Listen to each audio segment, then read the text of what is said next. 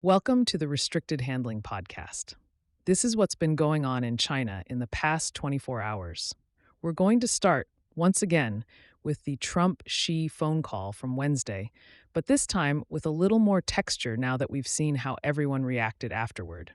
Yesterday, we talked about the call itself. What's clearer now is how carefully each side framed it for their own audiences. President Trump leaned hard into optimism, describing the conversation as very positive and stressing his personal relationship with Xi. He highlighted trade right away: soybeans, oil and gas, even aircraft engines, and floated the idea that China could increase U.S. soybean purchases to roughly 20 million tons this season. He also reiterated plans to visit Beijing in April, which signals a desire to stabilize things at least long enough to get through that trip. Beijing's messaging, though, didn't soften overnight. China's official readout doubled down on Taiwan, again calling it the most important issue in US-China relations and warning Washington to be extremely cautious with arms sales. This wasn't new language, but the repetition matters. It came just weeks after the US approved that roughly $11 billion weapons package for Taiwan, the largest on record. The message from Beijing hasn't shifted. Trade can move, schedules can move, but Taiwan is the red line, and they're not pretending otherwise. What's new today is how Taipei responded. Taiwan's president, Lai Ching-te, went out of his way to publicly reassure both domestic and international audiences that relations with the U.S. remain rock solid. He said all cooperation programs will continue unchanged and emphasized that U.S. commitments still stand. That statement wasn't dramatic, but it was deliberate. After a Trump-Xi call, where Taiwan is discussed without Taiwan in the room, Taipei wanted to make clear that nothing materially changed overnight. Now, zooming out a bit, this call also sits inside a much bigger strategic moment that really did change this week: the expiration of the New START nuclear arms control treaty. As of Wednesday night, there are no longer any binding limits on U.S. and Russian strategic nuclear arsenals. That's the first time that's been true in more than 50 years.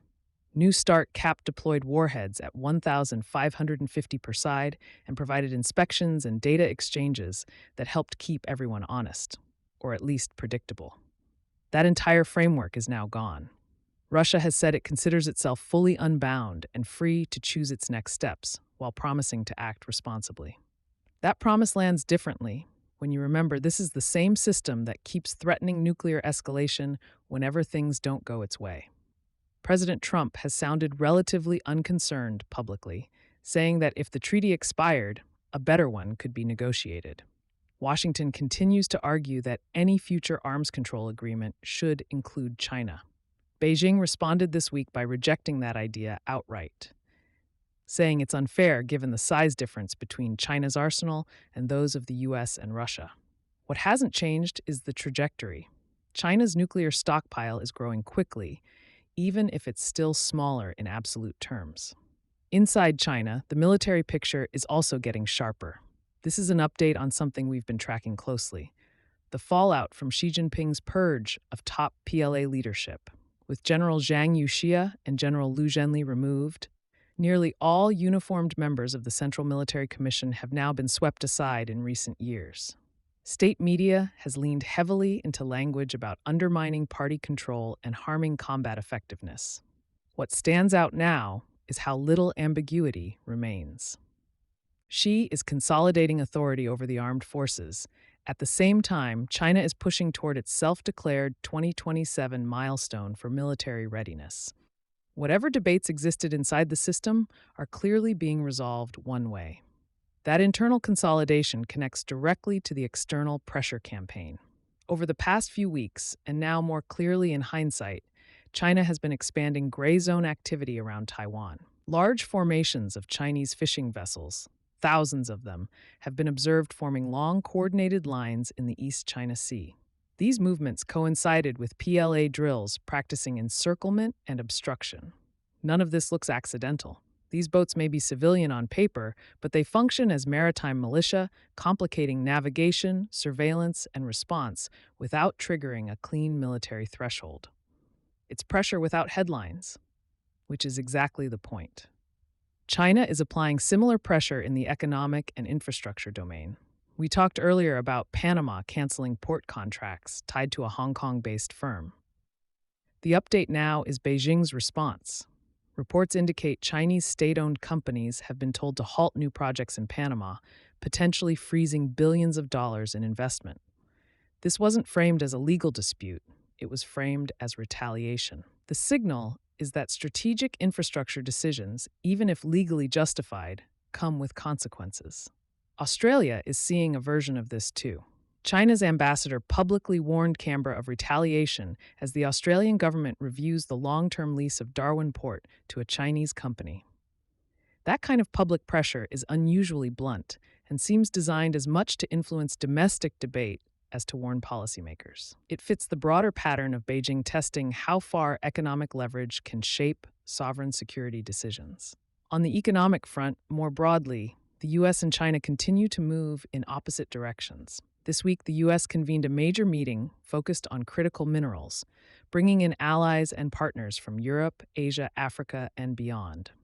Washington also announced a roughly $12 billion strategic mineral reserve, signaling that supply chains for rare earths, batteries, and advanced manufacturing are now treated as national security assets. Tariffs, subsidies, and coordination with allies are all on the table. China's counterweight is sheer scale. In 2025, Beijing recorded a record trade surplus of about $1.2 trillion.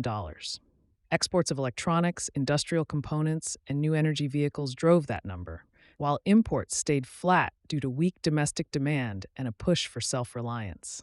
Beijing is pouring enormous resources into agriculture, energy, and semiconductors, including heavy subsidies for domestic soybean production. The goal is simple: reduce vulnerability to external pressure, even if it means inefficiencies at home. Defense technology competition is playing out very visibly in Asia. At the Singapore Air Show this week, U.S. drone and military AI companies aggressively pitched regional partners, highlighting systems designed to operate when GPS and communications are jammed. Less Top Gun, more survivability under real-world conditions. Several firms emphasized experience from Ukraine as proof their systems work under stress. At the same time, scrutiny of Chinese defense exports continues to grow. Reports from multiple countries point to reliability problems with Chinese-made tanks, aircraft, drones, naval systems, and even directed energy weapons. Issues range from maintenance shortfalls to outright system failures during operations. Price advantage only goes so far when sustainment doesn't hold up. On the intelligence and cyber side, activity linked to China keeps surfacing. In France, authorities arrested 4 people, including 2 Chinese nationals, accused of intercepting sensitive military satellite communications using illicit equipment. Investigators cited evidence of frequency jamming and illegal data capture. In Southeast Asia, cybersecurity researchers identified new espionage campaigns tied to China-linked actors exploiting a WinRAR vulnerability within days of its disclosure. These operations were tightly scoped, country-specific, and clearly aimed at long-term access rather than smash-and-grab disruption. Even the information space isn't quiet. Executives at X acknowledged this week that millions of accounts may be used to flood Chinese-language searches with spam during politically sensitive moments, effectively burying real information. It's censorship by noise rather than deletion, and while it sounds low-tech, it's remarkably effective. Finally, in the global south, countries continue to hedge.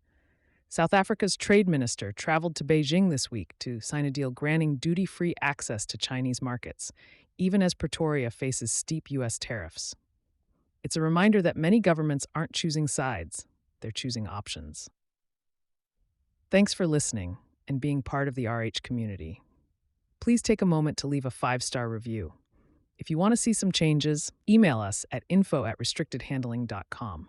We also publish a daily written intel brief on Substack, where you'll find even deeper coverage of Russia and China, along with insights on Iran, the Middle East, and the DPRK.